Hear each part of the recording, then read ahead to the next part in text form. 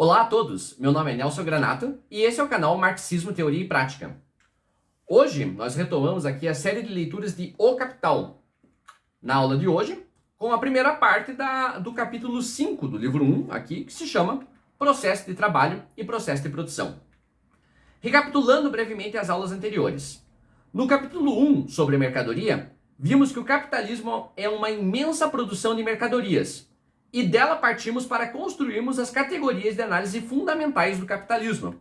A mercadoria como valor de uso, ou seja, algo que serve para satisfazer alguma necessidade humana, e a mercadoria como valor de troca, algo que vale algum montante de dinheiro.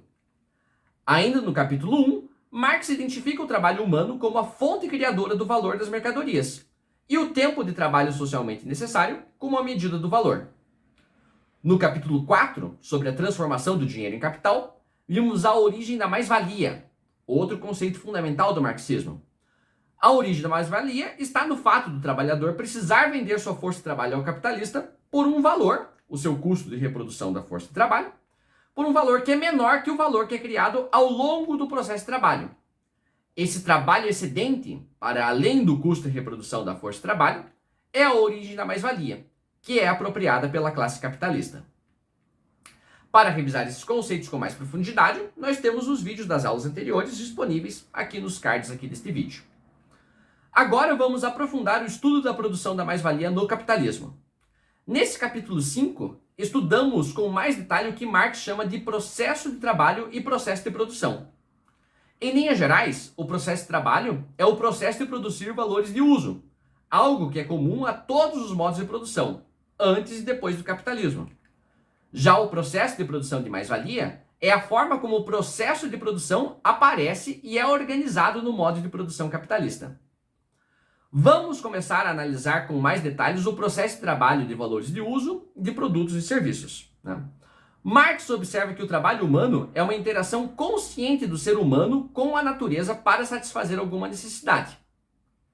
Essa é uma característica que distingue o trabalho humano do trabalho de outros animais. Por exemplo, as abelhas e as formigas vivem em sociedade e trabalham. Constroem formigueiros, colmeias, estocam e produzem alimentos.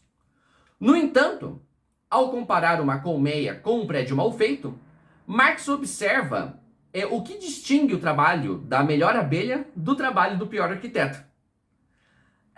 O que Marx observa de diferença é que o arquiteto tinha em mente o projeto da construção antes de transformá-lo em realidade. O trabalho do ser humano não é instintivo, ele é consciente.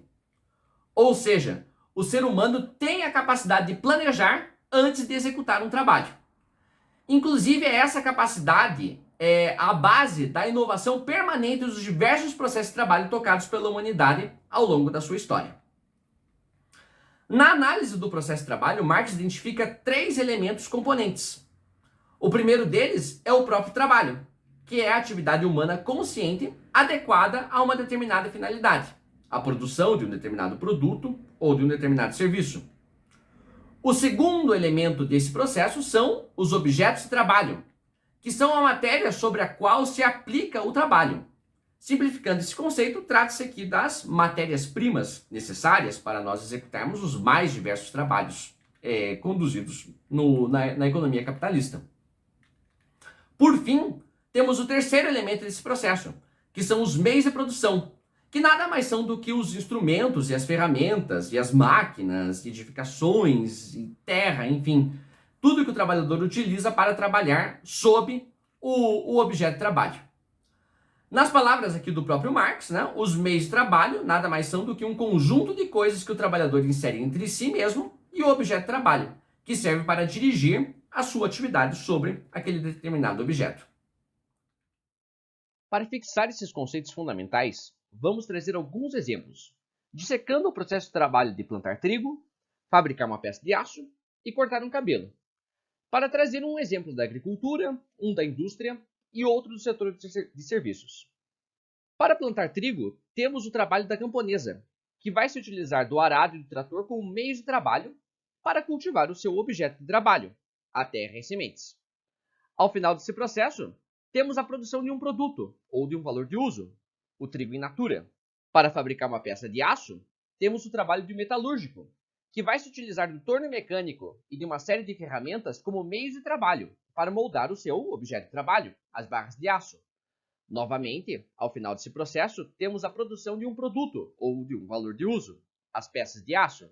Por fim, para cortar o cabelo, temos o trabalho da cabeleireira, que vai se utilizar a tesoura, do pente e do secador como meios de trabalho para arrumar o seu objeto de trabalho, o cabelo de alguém. Ao final desse processo, temos a produção de um serviço, um corte de cabelo. Todos esses produtos e serviços são valores de uso, algo que serve para satisfazer alguma necessidade humana. Valores de uso esses que viram mercadorias no capitalismo, algo que pode ser vendido. Esses são apenas alguns exemplos. Qualquer processo de trabalho pode passar por esse exercício analítico. Ainda na análise do processo de trabalho, devemos dar especial atenção à evolução dos meios de trabalho ao longo da história.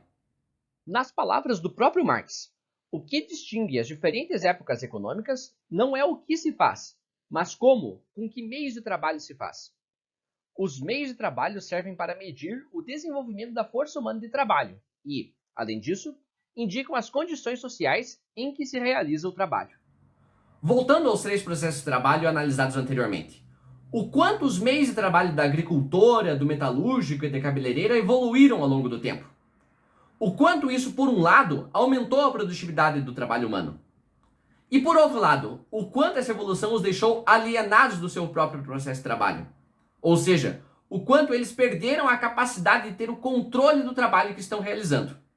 Esse, inclusive, será um tema que será aprofundado nas próximas aulas.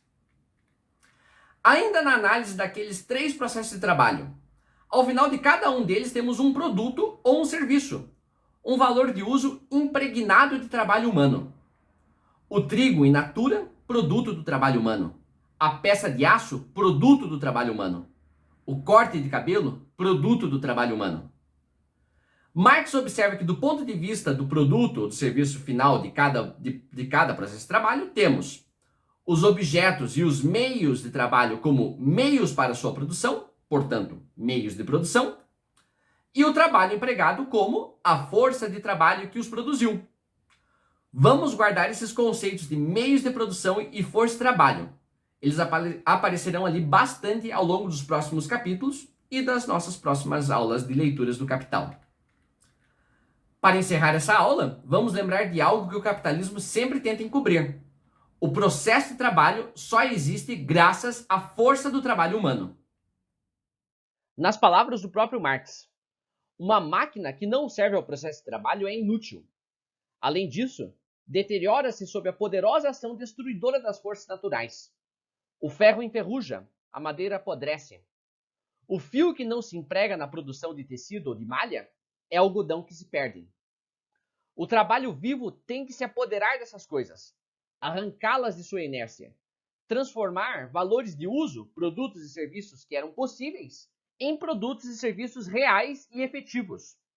O trabalho, com a sua chama, se apropria dos meios de produção, como se fossem partes do seu organismo, e, de acordo com a finalidade que o move, o trabalho empresta vida aos meios de produção, para eles cumprirem as suas funções.